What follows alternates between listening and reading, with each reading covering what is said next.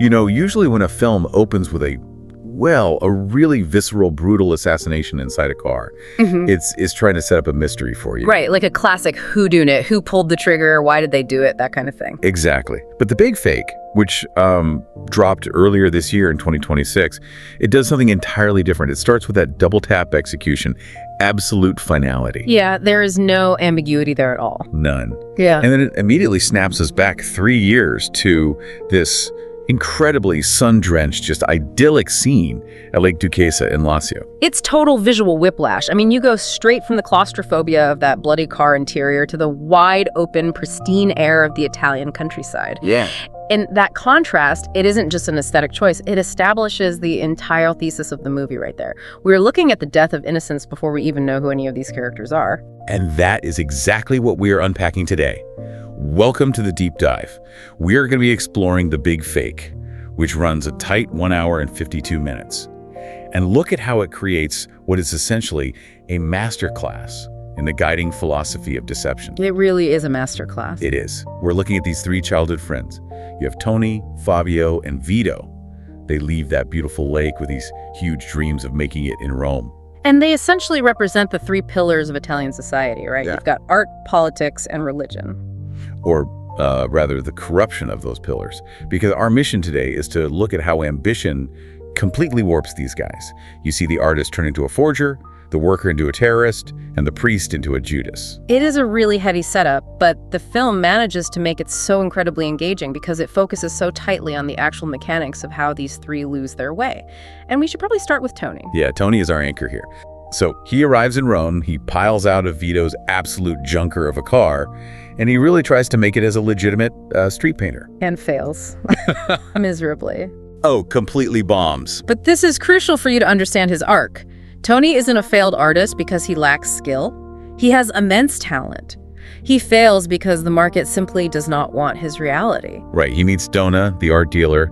She is sophisticated, wealthy, and she looks at his original street sketches, these really raw, honest drawings of everyday people, and she just dismisses them out of hand. She tells him the current trend is symbolic abstract, which is basically art world speak for your truth doesn't sell. Yeah, but she is smart. She spots his technical precision. She sees that while he might not be able to invent the next big trend, he can flawlessly mimic a master. Which leads to that incredible pivotal scene where she challenges him. Yes. She asked him to copy Amedeo Modigliani's portrait of Paul Jordan. And I love this scene because Tony doesn't just humbly agree to try. He gets this very specific spark in his eye. He leans right in. He does. He tells her he can make a copy more convincing than the original. That line really stuck with me. It's the very first time we see that his ego isn't tied to creation at all. It's tied to deception. He is finding his superpower there. And when he pulls it off, I mean, replicating the brushstrokes, the exact signature, even the artificial aging of the canvas, it is flawless. It sells for 3 million lira. 3 million, and Tony gets 70% of that cut.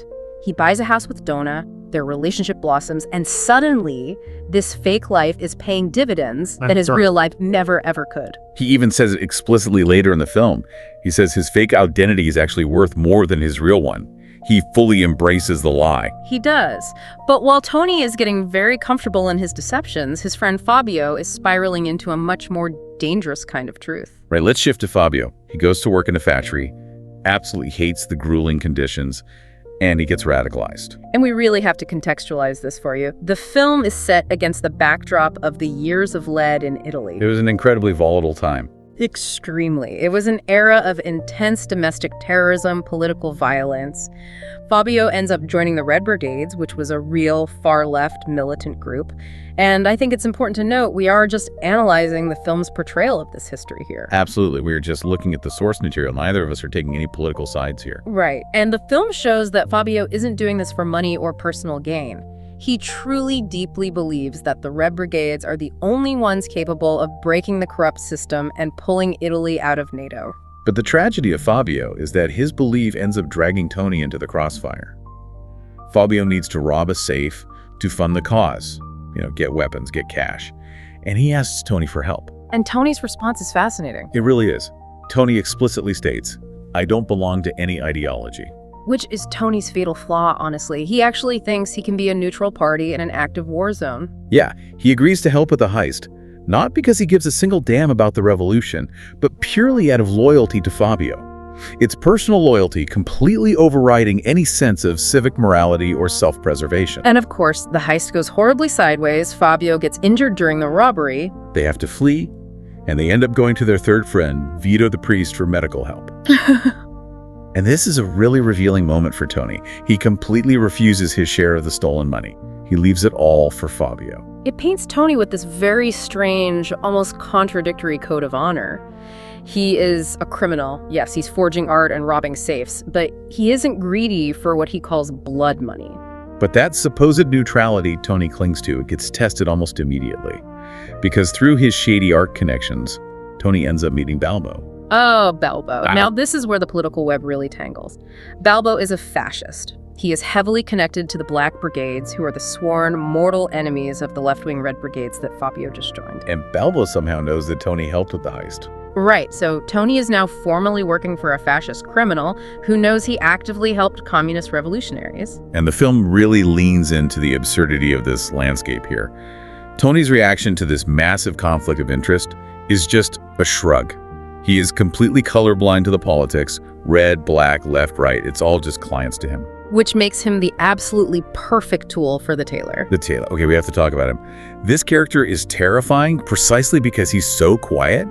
He is the embodiment of the deep state in this film. He is the shadow government, the guy quietly pulling all the strings behind the chaotic headlines. And this brings us to the massive centerpiece of the film's plot, the kidnapping of Aldo Moro. Yes, for those who might not know, Aldo Moro was the leader of the Christian Democrats, and his kidnapping is a real, profound historical trauma for Italy. The film reimagines Tony's role in the middle of it. The tailor forces Tony to weaponize his artistic skills. He doesn't want Tony to forge a painting, he wants him to forge a national narrative. Right. He forces Tony to type out a fake communique from the Red Brigades, officially claiming that Aldo Moro is dead. And the tradecraft shown in this sequence is just fascinating. It blew my mind. The tailor provides this highly specific typewriter, so the font perfectly matches the Red Brigade's previous authentic letters. But the detail with the coin is what really elevates it. Yes. Tony has to use the edge of a coin to trace the 5-pointed star symbol of the Red Brigades.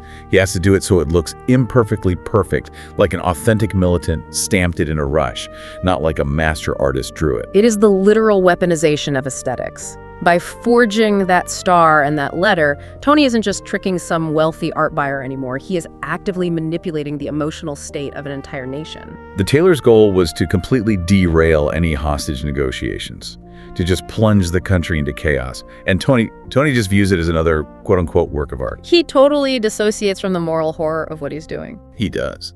Meanwhile, his best friend Fabio is on the other side of this invisible wall. Fabio is deep inside the actual Red Brigades, and he gets his hands on proof that Moro is still alive.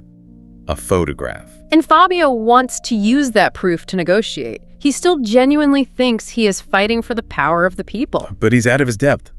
The tailor simply suppresses that information.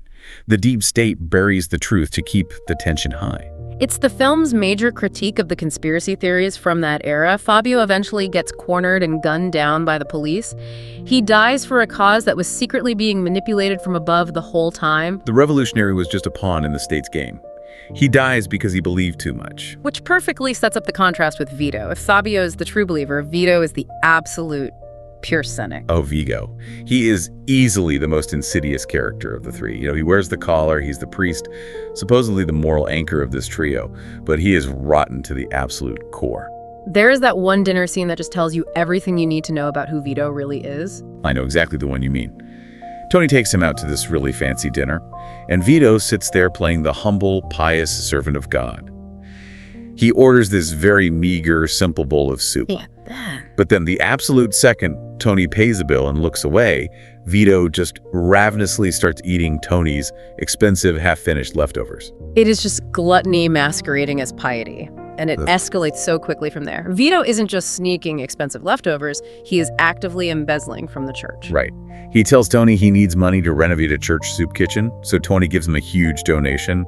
But the punchline is, The kitchen was already finished 2 years ago. He takes Tony's money and embezzled church funds and buys himself a luxury car. And has the nerve to tell his parishioners it was a generous gift from a bishop. It's so incredibly bold. It is. But this exact corruption is what the tailor uses to trap him later. The deep state misses nothing. The tailor has a massive blackmail file on Vito. He knows all about the theft. And this is where the web finally tightens around all of them. Earlier, Tony was trying to protect the quote-unquote original documents, the real last will and testament of Aldo Moro. Because the tailor wanted them destroyed. Exactly. So Tony entrusted them to Vito for safekeeping. He honestly thought the church was the only safe sanctuary left in Rome. Which was a massive mistake. The tailor brings Vito in and offers him a very simple choice. Hand over the documents, betray your childhood friend, and I will personally ensure you are promoted to Monsignor. And the alternative? Refuse, and you go straight to jail for embezzlement. And the most chilling part, Vito doesn't even struggle with it. He barely hesitates. He just hands over the documents. He literally chooses a career advancement over Tony's life. It's the ultimate betrayal because it is so utterly bureaucratic. It isn't a crime of passion. It isn't an ideological stance like Fabio's. It's just a career move. Yeah. So with the documents gone, Tony becomes a loose end for the deep state. The tailor orders a hit on him.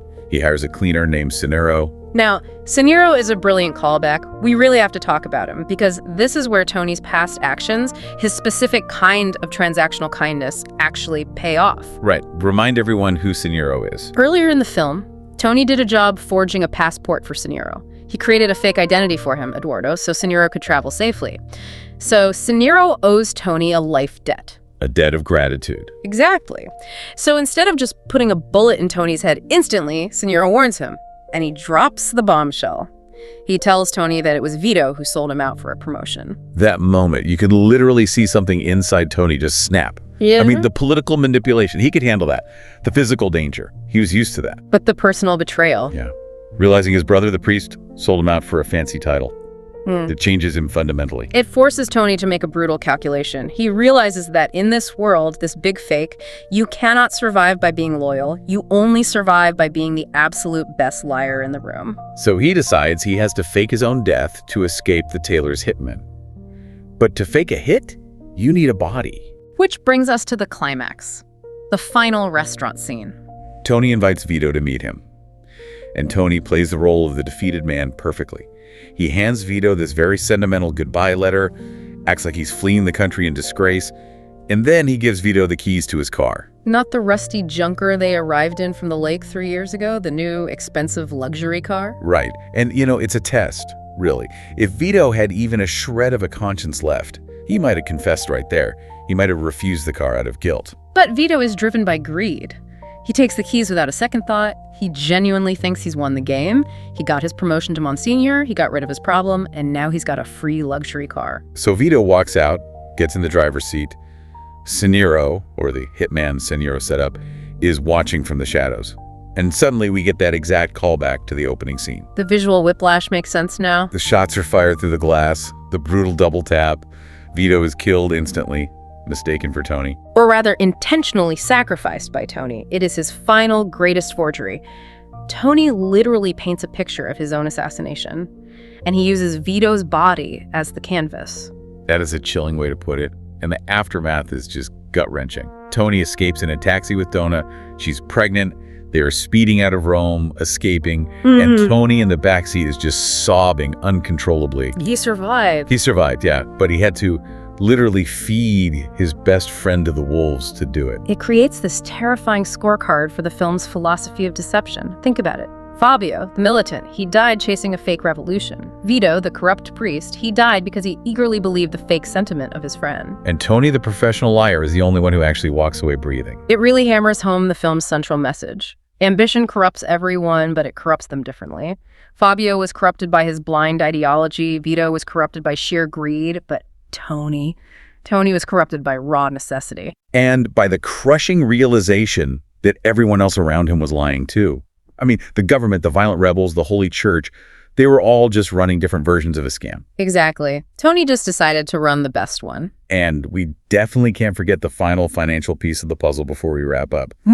Tony doesn't just leave town empty-handed. On his way out, he executes that massive bank heist. 30 billion lira. 30 billion. And how does he pull it off? He literally hides in the guard's own car. Stealth over force. Every time. And the cherry on top, he frames the Red Brigades for the robbery. He leaves specific clues behind to make it look like a political act of terror. Even at the very bitter end, he's using the colors of politics as a smokescreen for his own personal gain. It's the ultimate culmination of his political apathy. He uses the chaos of the state to completely mask his own escape. Yeah. It is undeniably brilliant, but it is also deeply, deeply cynical. So when you look at The Big Fake as a whole, it's clearly not just a standard political thriller. It is a complete dismantling of the institutions that society inherently trusts. It forces you to look at the official story, whether that's a primetime news report about a tragic kidnapping or a pious sermon from a local priest, and ask yourself, is this real or is this just a very convincing copy? It totally challenges the entire concept of loyalty in a transactional world. Yeah. You know, Tony, Fabio, and Vito started with this incredibly pure, innocent bond at that lake. But the massive systems they threw themselves into, ruthless capitalism, violent radicalism, the strict hierarchy of the church, those systems stripped all that humanity away until literally only survival mattered. It's just tragic. I mean, look, Vito was a scumbag, undeniably. But seeing him get shot in that car, smiling, actually thinking he was driving off into a brand new successful life, is a brutal way to go. The film doesn't ask you to forgive Tony for setting that execution up. It just asks you to understand the cult mechanics of why he did it.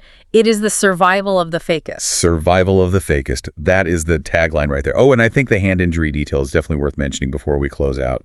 Oh, absolutely. When the Taylor's goons break Tony's fingers earlier in the movie. Right. That was the real turning point for him mentally. When he lost the use of his hands for those 5 months, he realized that without his ability to forge, without his utility, he was nobody to these powerful people. He had absolutely zero leverage. He was completely expendable. Yes. That physical trauma is highly likely what hardened his heart enough to be able to sacrifice Vito later on. He flat out refused to ever be powerless again. It is such a dense, incredible film. I mean, we've gone from the idyllic shores of a lake to the absolute darkest backrooms of Rome, through fine art, forgery, and high-stakes political assassination. The Big Fake truly earns its title because, in the end, it feels like the only thing that was actually real was the bullet. And perhaps Tony's grief in the back of that taxi. That sobbing seemed real. True, but everything else leading up to it was a total construct. So here's the question we want to leave you with today. We've established that pretty much everyone in this movie was living a lie. But in that final, fatal moment, when Tony tricked Vito into taking the keys to that car, was that the only truly honest move left for him to make to survive? Or was that the exact moment he finally, truly lost his soul? Now that is the question that lingers long after the credits roll. Something for you to think about. Thanks so much for joining us on this deep dive into The Big Fake. We'll catch you on the next one. Take care.